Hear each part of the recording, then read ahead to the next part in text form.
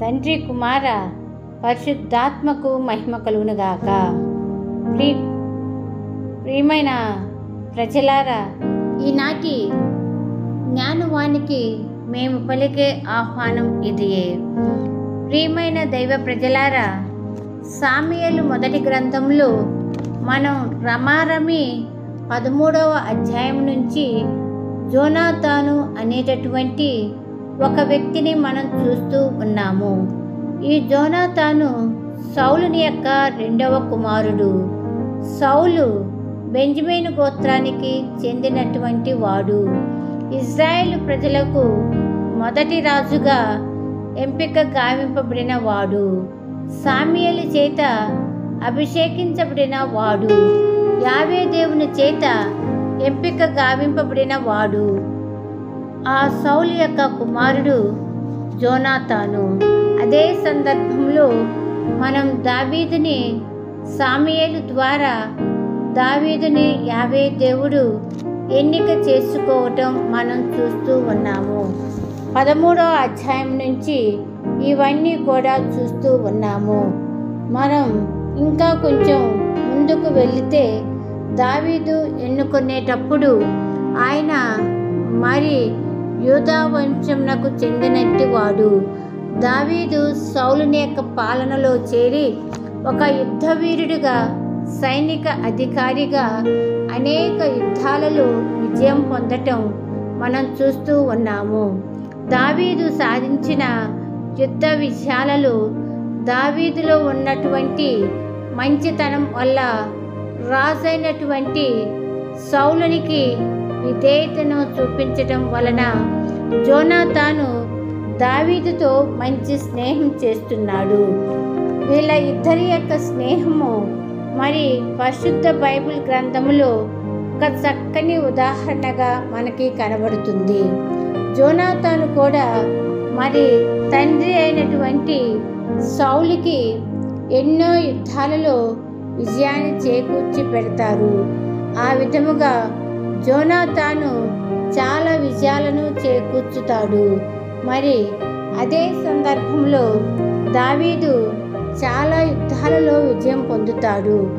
ఎప్పుడైతే దావీదు సౌలుని యొక్క పరిపాలనలో చేరాడో, వారి యొక్క రాజరిక కొలువులో చేరాడో, అప్పటి నుంచి ఫిలిష్తీయుల యుద్ధాలలో మరి సౌలు విజయాన్ని సాధించడం మనం చూస్తున్నాము.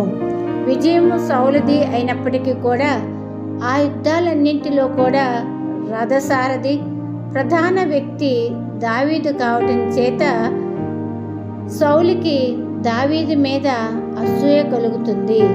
ఎందుకంటే ప్రజలు యుద్ధ విజయాలు పొందేటప్పుడు పొగడుతూ దావీదుని పొగడటం ప్రారంభించారు. సౌలు కంటే ఎక్కువగా దావీదును పొగడటం ప్రారంభించారు. సౌలుకి దావీదు మీద అసూయ ప్రారంభమవుతుంది. ఆ అసూయ ఎంతవరకు వెళ్ళిందంటే ఏదో విధంగా దావీదును చంపాలి అని అనుకున్నాడు. ఈ విషయాన్ని విన్నటువంటి కుమారుడైనటువంటి జోనాతాను తన తండ్రి దగ్గర నుంచి, సౌలు దగ్గర నుంచి అనేక విధాలుగా దావీదును కాపాడటానికి ప్రయత్నం చేశాడు. ఈ విధముగా వారిద్దరూ మంచి స్నేహితులు అవుతారు. జోనాతాను మరియు దావీదు.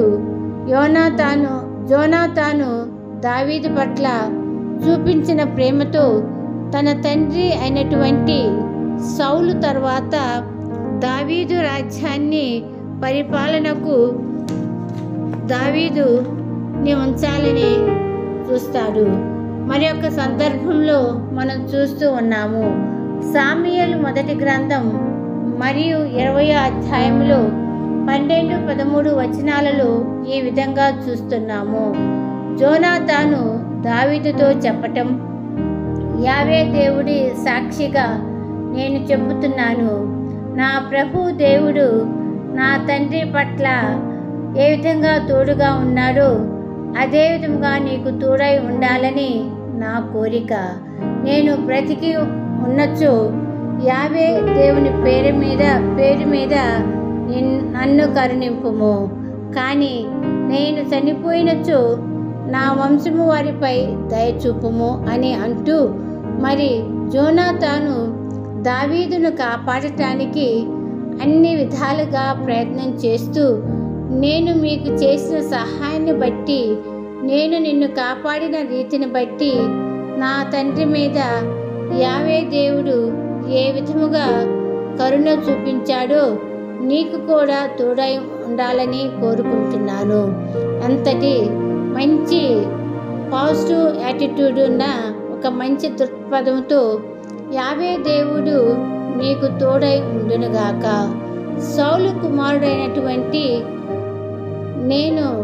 మేమందరము మరణించినా సరే నీవు మా పిల్లలని జోనాతాను ఎలా అడుగుతున్నాడు, మా పిల్లలని మా వంశాన్ని నీవు జాగ్రత్తగా చూసుకోమని తన మిత్రత్వంతో ఆ మిత్రులుగా ఐక్యంతో ఉన్న అనుబంధాన్ని బట్టి ఆ బాధ్యతను దావీదుకి అప్పచెప్తున్నాడు.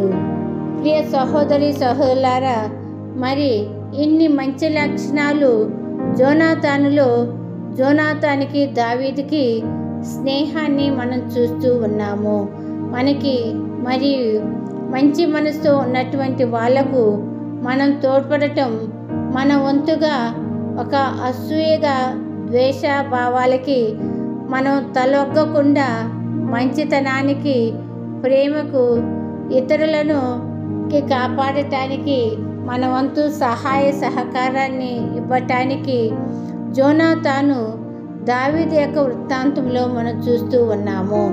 మనం కూడా ఇటువంటి వ్యక్తులుగా ఒకరికి ఒకరు తోడ్పడే వ్యక్తులుగా ఈ కాలంలో మరి ఎన్నుపోటు పొడిచేటటువంటి మిత్రులు కూడా మనం చూస్తూ ఉన్నాము. మన యొక్క స్థాయిలో అమ్మగారులుగా, గురువులుగా, మతవాస జీవితంలోనూ క్రైస్తవ జీవితంలోనూ మరి స్నేహితుడిగా ఉంటూనే ఒకరిని ఒకరు తమ యొక్క స్వార్థం కోసం వినియోగించుకునే పరిస్థితులు మనం చూస్తూ ఉన్నాము. కానీ ఇక్కడ స్నేహం కోసం చివరికి రాజవంశ పరిపాలనని జోనాతాను వదులుకోవటానికి సిద్ధపడుతున్నాడు. మిత్రుడైన దావీదుకి ఇవ్వటానికి ఇష్టపడుతున్నాడు. తన బిడ్డల బాధ్యతను, ఇంతటి సద్గుణాలను మనం చూస్తూ ఉన్నాము. ఈ సందర్భంలో మనం మన తోటి సహోదరుల పట్ల, మన తోటి వారి పట్ల మనం అందరము స్నేహభావంతో, ఆత్మీయ భావంతో మనకున్నటువంటి బాధ్యతను బట్టి వాళ్ళతో సహాయపడటం, కాపాడటం, వారికి భద్రతగా కాపాడటంలో వారికి సహకారాన్ని అందించి అసూయ దేశ భావాలను వారు ద్వేషాలకు వారు బలి కాకుండా కాపాడటానికి ఇలా ఎన్నో మంచి గుణాలను మనం అలవరుచుకోవచ్చు. వాటిని అలవరుచుకునే కృపను ఇవ్వమని మనం ప్రార్థన చేసుకుందాము. God bless you all.